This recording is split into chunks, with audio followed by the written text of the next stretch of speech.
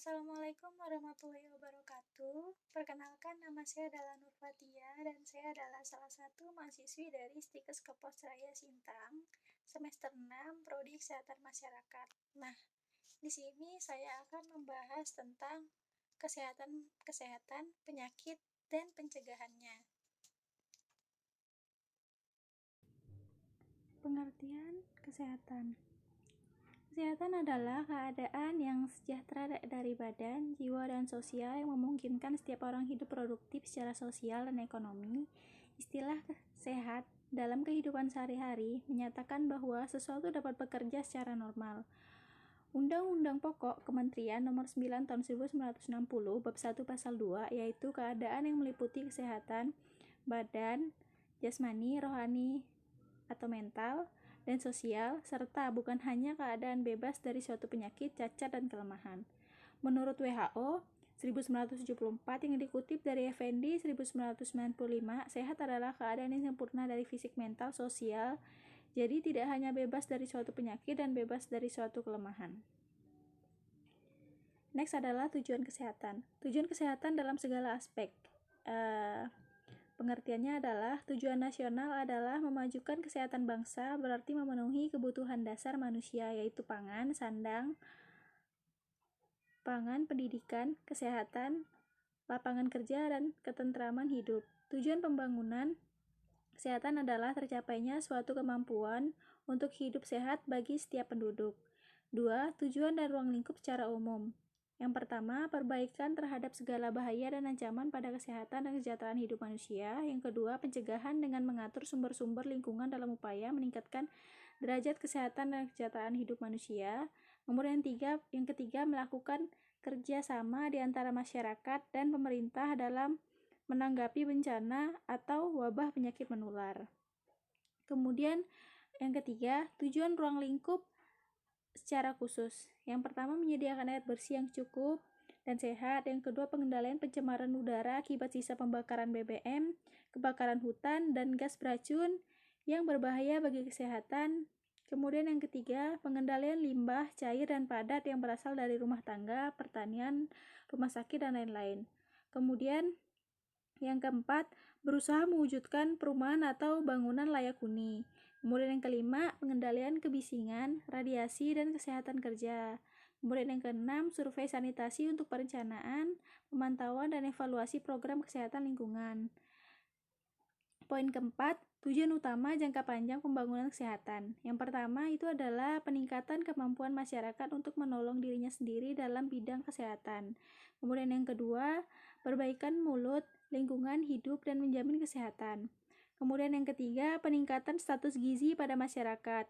Kemudian yang keempat, pengurangan kesakitan atau morbiditas dan kematian atau mortalitas. Kemudian yang terakhir, pengembangan keluarga sehat sejahtera dengan makin diterimanya norma keluarga kecil yang bahagia dan sejahtera. Pengertian penyakit. Penyakit itu merupakan sesuatu yang mengganggu dan menimbulkan masalah terhadap kesehatan, sehingga seseorang yang terserang penyakit dapat merasakan tidak nyaman, sakit, menderita, ataupun secara fisiologis ataupun anatomi tubuh orang tersebut aktivitasnya terganggu sehingga menjadi tidak normal seperti biasa. Penyakit dibagi menjadi dua, yaitu penyakit menular dan penyakit tidak menular. Adapun penyakit keturunan yaitu penyakit yang diwariskan dari keluarga, adapun penyakit yang tidak diturunkan, penyakit menular maupun penyakit karena keturunan akan muncul dan menyerang jika keadaan tubuh seseorang cocok untuk berkembangnya penyakit tersebut. Apa sih yang dimaksud dengan penyakit menular? Nah, penyakit menular ini, satu, cara menularkan penyakit menular adalah masuk melalui saluran pernafasan, yang kedua masuk melalui saluran pencernaan, kemudian yang ketiga masuk melalui kulit. Yang kedua, penyebab penyakit menular ini adalah ada beberapa makhluk hidup yang dapat menyebabkan penyakit. Yang pertama, serangga, kedua cacing, ketiga protozoa, keempat bakteri, kelima jamur, kemudian yang terakhir adalah virus. Kemudian penyakit menular. 3. Ini masuk ke poin ketiga ya. Beberapa penyakit menular yang sering dialami manusia. Yang pertama, enterobasi, itu yang dimaksud dengan infeksi cacing kremi. Kemudian yang kedua amebiasis, itu yang dimaksud dengan disentri amoeba. Yang ketiga malaria, yang keempat campak, yang kelima demam berdarah, yang keenam penyakit kulit yang disebut dengan jamur kulit, yang terakhir adalah cacar air. Baik, selanjutnya masuk ke penyakit tidak menular. Nah, yang disebut dengan penyakit tidak menular ini adalah penyakit jenis ini tidak dapat ditularkan ataupun menular dari penderitaan ke orang lain. Penyebab ini merupakan penyakit non-infeksi yang menyebabkan bukan dikarenakan oleh mikroorganisme. Biasanya penyakit ini terjadi karena pola hidup yang kurang sehat, misalnya saja merokok, cacat fisik, penuaan usia, dan gangguan kejiwaan. Beberapa penyakit tidak menular yaitu jantung, diabetes, tumor otak, sariawan, depresi, dan osteoporosis. Kemudian usaha pencegahan penyakit. Nah, di sini ada beberapa usaha pencegahan penyakit. Yang pertama, enterobiasisasi, itu yang dimaksud dengan infeksi cacing kremi. Memperhatikan kesehatan dan kebersihan individu seperti memotong kuku, mencuci tangan sudah buang air, membersihkan daerah sekitar dubur, dan cuci tangan sebelum makan. Kemudian yang kedua, memperhatikan kesehatan dan kebersihan lingkungan. Yang ketiga, memberikan pengobatan kepada penderita dan keluarganya. Yang keempat adalah menjemur, mencuci, dan menyetrika perlengkapan tidur dan pakaian. Kemudian bagian C itu ada amebiasisi, yaitu disebut dengan disentri amoeba.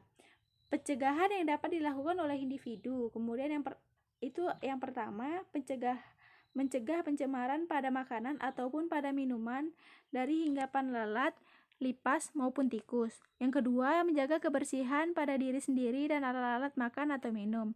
Yang ketiga, memasak makanan maupun minuman secara baik dan benar. Pencegahan yang dapat dilakukan oleh masyarakat adalah mengadakan sistem pembuangan tinja dengan baik.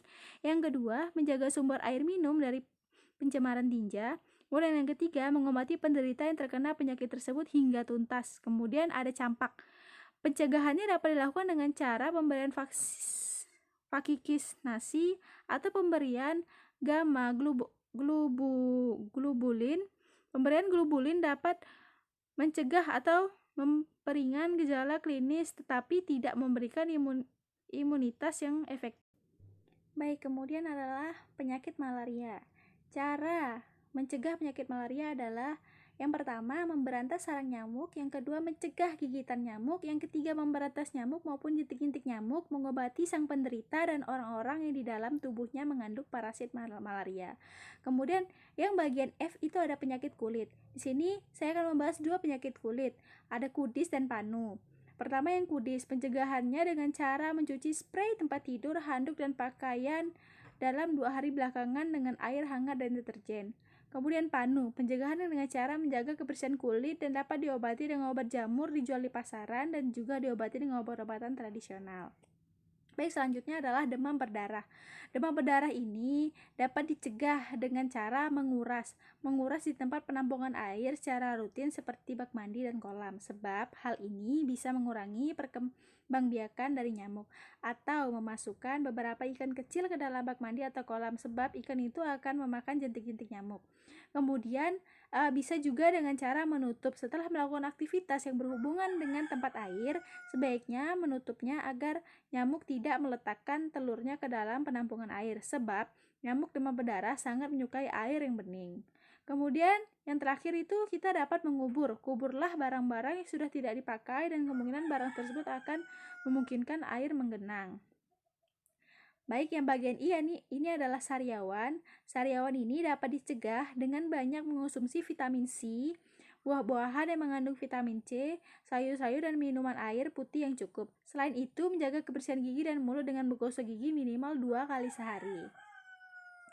Kemudian ini adalah penyakit jantung. Salah satu pencegahan yang dapat dilakukan adalah dengan cara pola makan yang sehat, yaitu dengan cara menghindari makanan yang banyak mengandung lemak atau makanan yang mengandung kolesterol tinggi yang dapat membahayakan jantung. Dapat pula mengurangi menyantap makanan yang digoreng yang banyak mengandung lemak. Sebaiknya makanan tersebut dapat diolah dengan cara direbus, dikukus, maupun dipanggang. Dan sebisa mungkin, produk makanan yang kita makan adalah makanan yang rendah lemak ataupun tanpa lemak.